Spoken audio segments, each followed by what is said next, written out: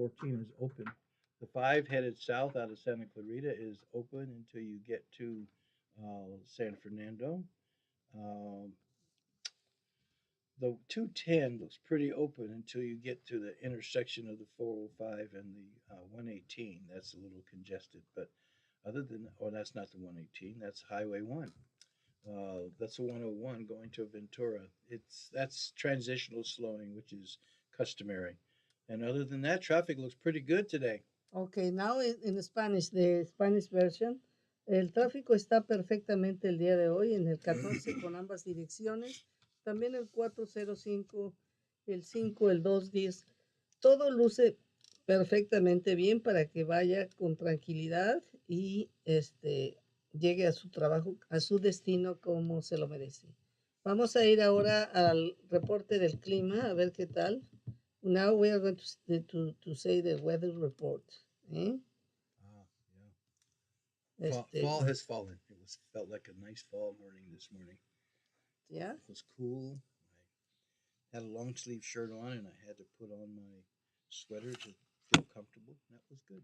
Bueno, en estos momentos tenemos un día soleado va a estar soleado y nublado en estos momentos estamos a 57 grados y la máxima va a ser de 69, la mínima de 42 grados. You have 56 and Yeah, I am 57 it's because 56 degrees on my phone I am today. warmer than you. Today's low is 55 and the high is 70, so it's not going to get very much warmer. Oh, look, A I little have, bit. well, how come I have 42 and 69? Is that tomorrow?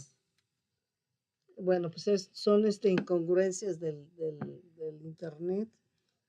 And I don't know why do we have different information, but that's it.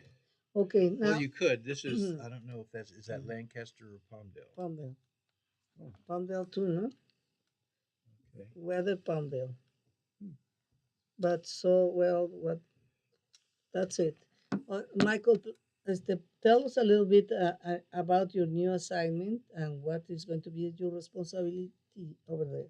Oh, well, about my responsibility, I'll be learning a little bit more. I have a meeting tomorrow to get some paperwork filled out and some other things settled. But I've been elected as co-chair of SALT Region One, which is a service area leadership team for the Department of Mental Health for Los Angeles County. And essentially, we'll be uh, looking at what comes to the North County and how it's distributed to the various mental health agencies in our region. Also, there is some money being allocated to all the counties throughout the state, and we'll be looking at what our allocation will be, and then for the LA County, and then what our allocation will be for North County. So we'll see what's going to transpire from that. I'll keep you posted. Bueno, él acaba de ser electo como uh, co-chair, quiere decir como el subjefe de una organización que se llama el área de servicio del condado de Los Ángeles, aquí del Departamento de Salud Mental, y nos está platicando que se va a asignar algún dinero al condado de Los Ángeles y luego se va a distribuir y se va, obviamente, vamos a recibir una parte aquí en la parte norte del condado de Los Ángeles y es una cuestión muy importante. Dice que él tiene mañana su primera junta y nos va a estar informando al respecto. Do you know, I work in mental health many years ago when I came here to this area. Uh-huh. And we had a huge problem because we didn't have enough staff. And I think that problem continue being the same. Right. Nobody wants to come here to work, and then when they come, they just pass probation and they leave.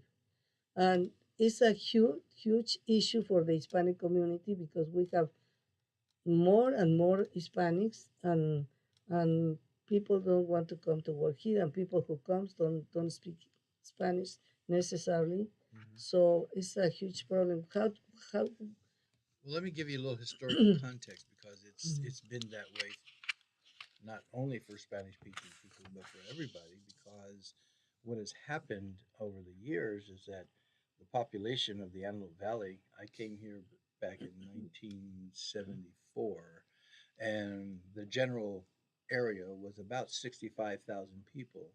And folks from Ridgecrest used to come and shop at Jimco because there were just so few people out here. Well, over the years, that 65,000 has turned into a half million. And that's a pretty dramatic increase over the years. There are several reasons for it, but nonetheless, that population has increased.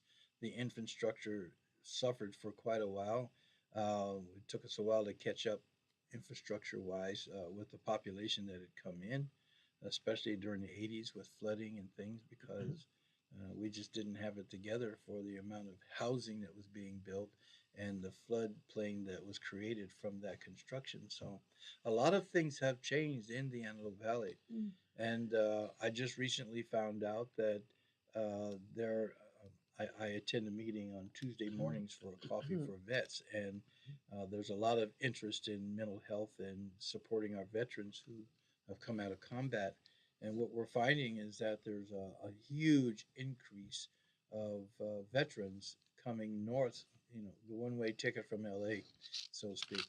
And so there's a lot of homeless vets that are out there in the desert So and sad. countrywide. And, getting the personnel to go locate and then support those folks is an effort and quite a goal for us in the future. Okay, I hope that I can translate everything that you say.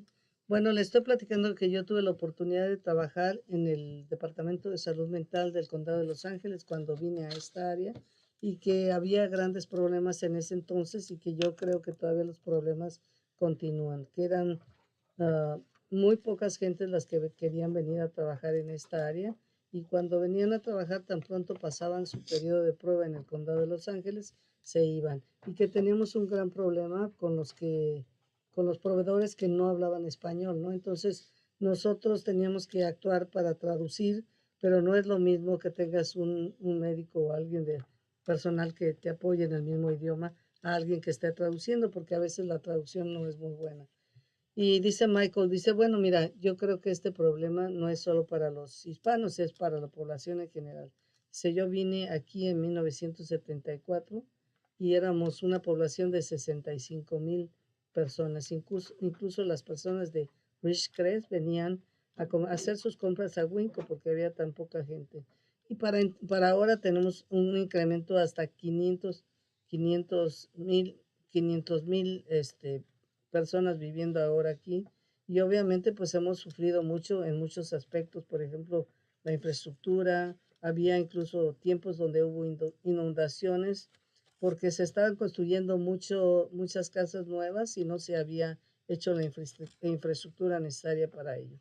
También dice, ayer tuve la oportunidad de atender al desayuno de Coffee for Vets y me encontré con otro gran problema. Muchos de los veteranos se están moviendo a esta área y es muy difícil, tenemos que tener personal para localizarlos porque vienen como personas sin hogar, como homeless, y hay muchos y hay que darles apoyo y entonces se requiere personal para localizarlos y luego poder apoyarlos para que puedan salir adelante. This is why, because there are so few therapists, so few medical workers, so few everything, that I would say, why don't you come for 1 hour to Café con Leche, give the information to everybody, because we are in social media too, and benefit everyone, no? We could do it Spanish and English, so instead of paying so many case workers a salary of $65,000, you pay a little bit here, and you have at least some kind of coverage, don't you think? It'd be worth investigating. Yes. Bueno, yo estaba recomendando, he recomendado que se haga algo a través de la radio porque estamos también en media social y eso permitiría tener acceso en los dos lenguajes a mucha gente de información básica que no se puede proporcionar porque no hay suficiente staff. We're going to take a break and we will be back.